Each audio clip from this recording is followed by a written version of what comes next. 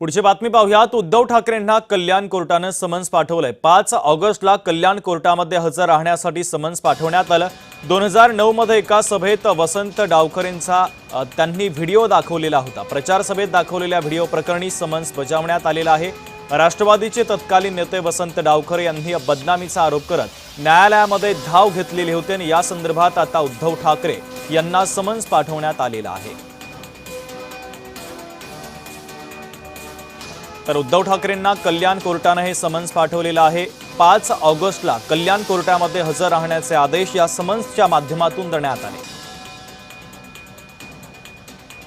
आमचे प्रतिनिधी महेंद्र जोईल जोडले जातात या बातमीच्या संदर्भातले अधिकचे अपडेट देण्यासाठी। महेंद्र, कल्याण कोर्टाने उद्धव ठाकरेंना समन्स पाठवलेलं आहे।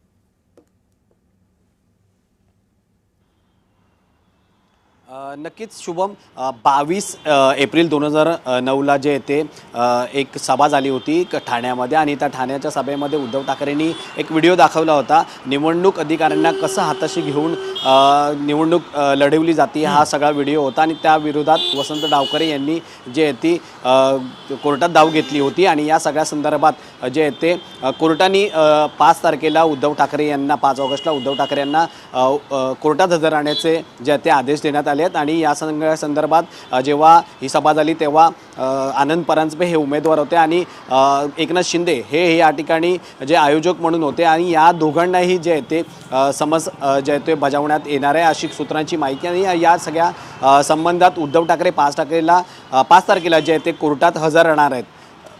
शुभम, अगदी महेंद्र,